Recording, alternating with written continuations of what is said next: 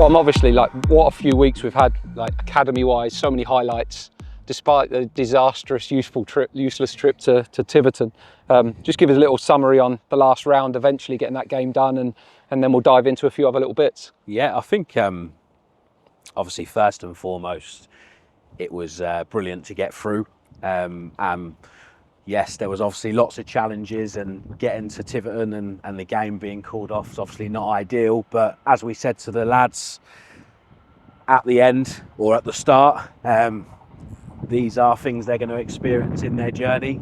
So yes, it was frustrating, but actually we tried to take the positives out of it, and I thought the staff and players really sort of responded well to it, and we took it in our stride, and yeah, as I said, obviously getting the victory and progressing to the next round was the most important thing for the boys, and obviously some good performances as well. Work a way to switch it out. So if you're attacking one way, nothing sounds.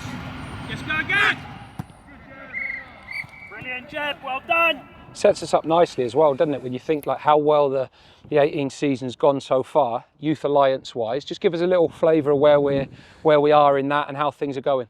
Yes, so we are currently challenging at the top of the table, unbeaten.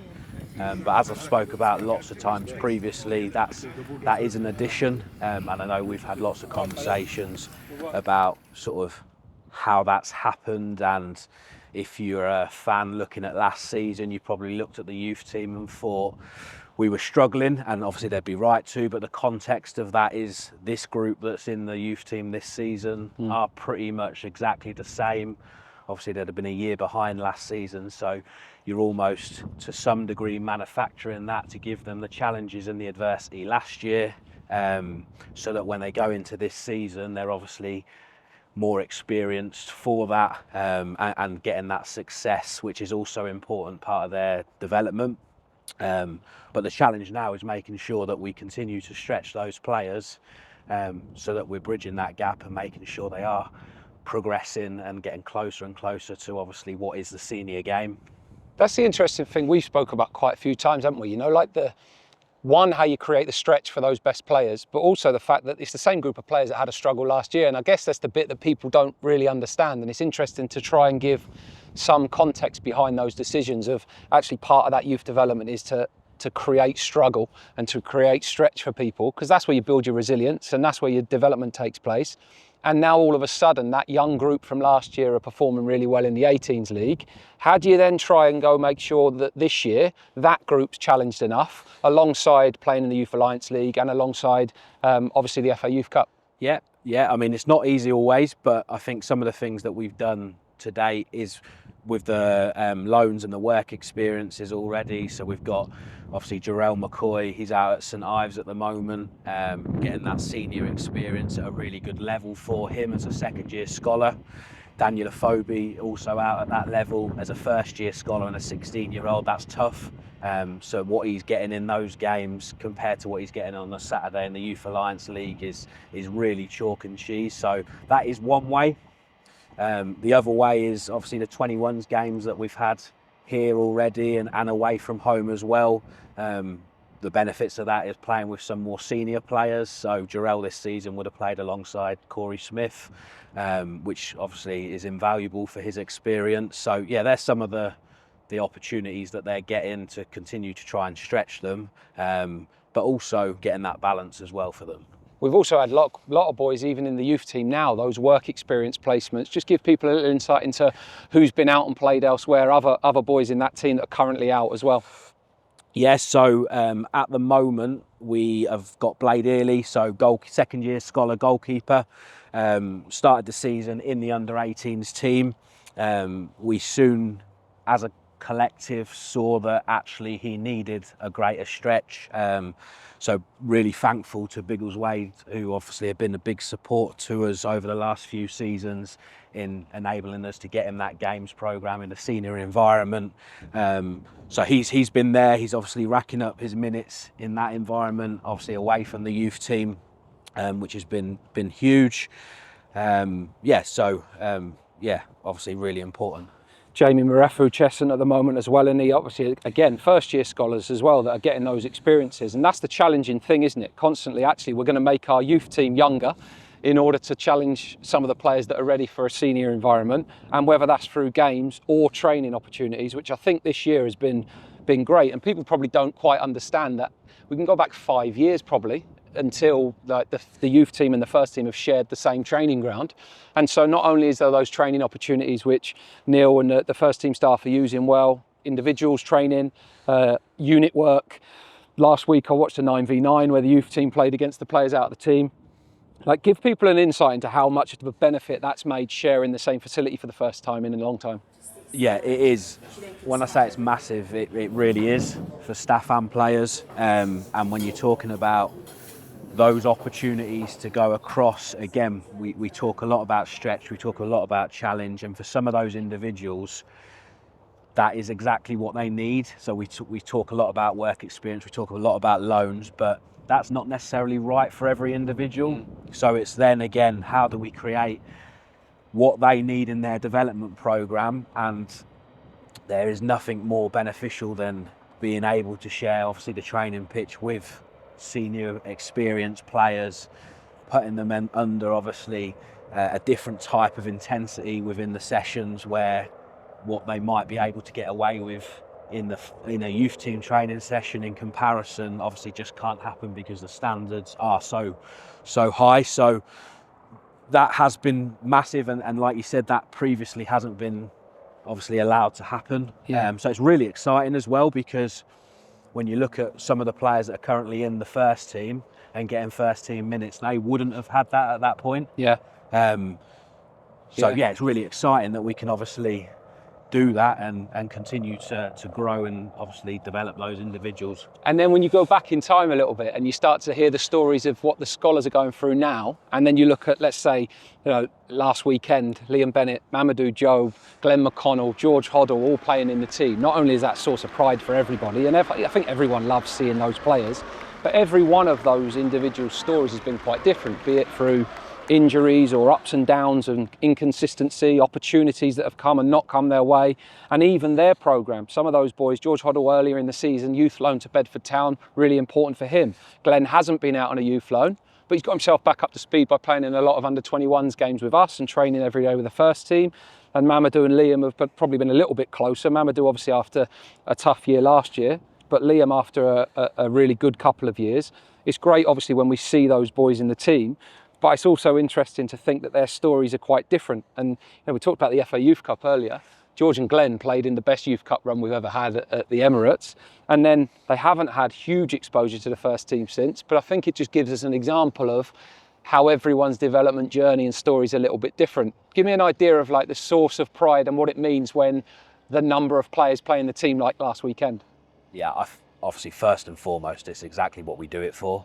And the pride and the feeling, really, like the boost around the place. And I wouldn't just say that's academy, I would say that's around the whole club. Fans, obviously staff alike, like there just is that real sense of one achievement,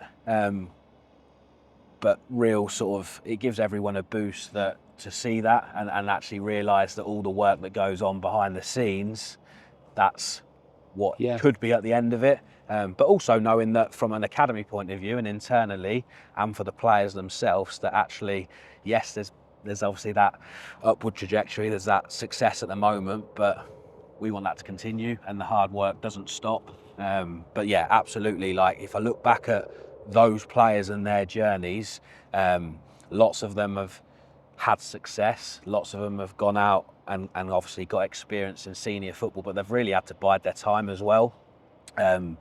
And that's probably the biggest takeaway for players coming through our programme, that even for those players, and you mentioned the two that obviously had that exceptional run in the Youth Cup, they've had to bide their time and they've had some real stretch and some real challenge, but what they've shown is that resilience to keep going and obviously want to play games, want to go out and get that experience, not stay in the building and not play games. They've had that hunger.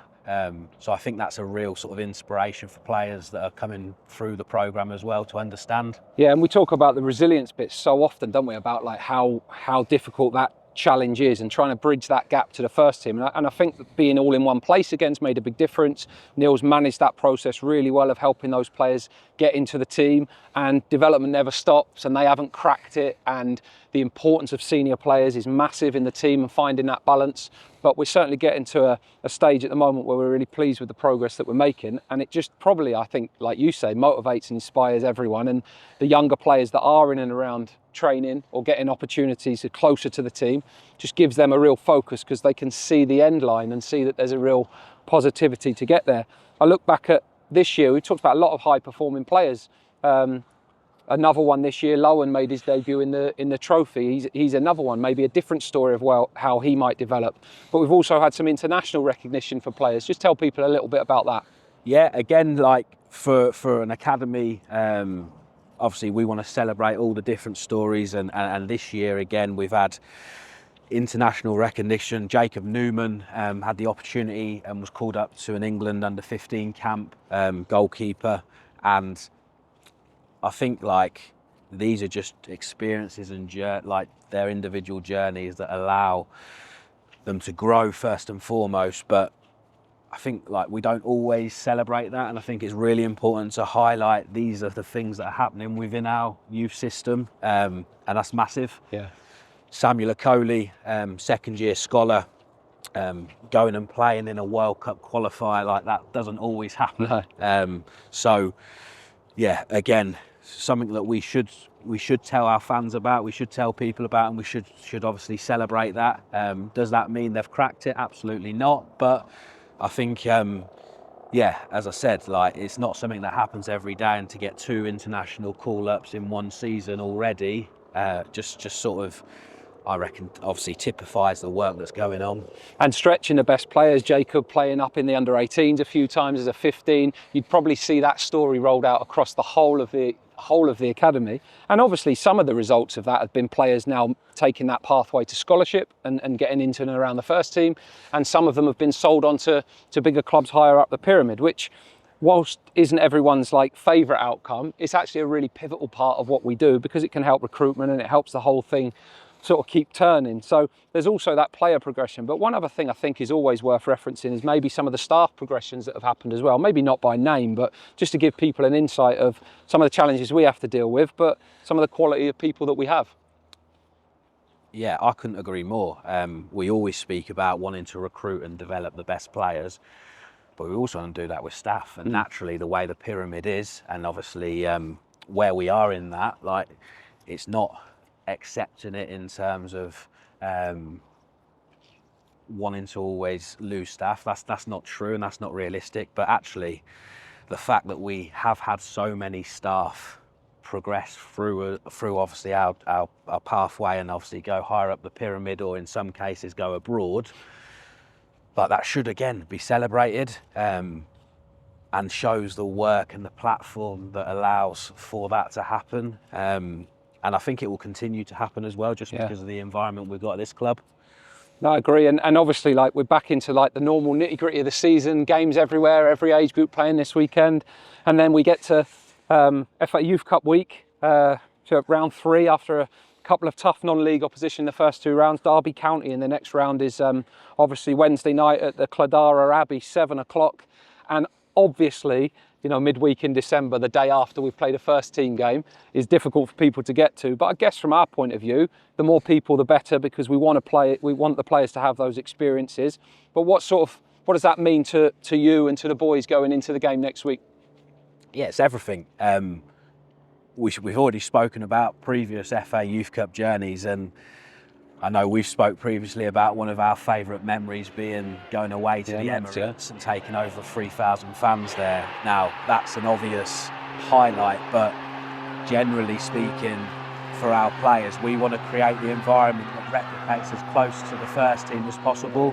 So having that support from our fan base, creating that environment for the players is obviously massive for their development, but also continuing to really, I guess, strengthen that bond between the fan base and our youth setup's huge. So yeah, as many fans attending, which I appreciate. It's difficult, as you say, after the first team game on Tuesday night, but as many fans that can get there and actually get to know some of these next generation of players that are coming through. Because I remember when we talk about Glenn McConnell, George Hoddle coming through, and obviously their youth experience, a lot of those fans knew those players from that run. So yeah, I think obviously, as I say, for the players it'll be massive, and I know the staff will really appreciate that as well. Top man. I think from our point of view, the more we can do this and tell people the good work that goes on, I think the better. So we'll do another one of these later in the season, but good luck for Wednesday night. Brilliant. Thanks, Top man. boys.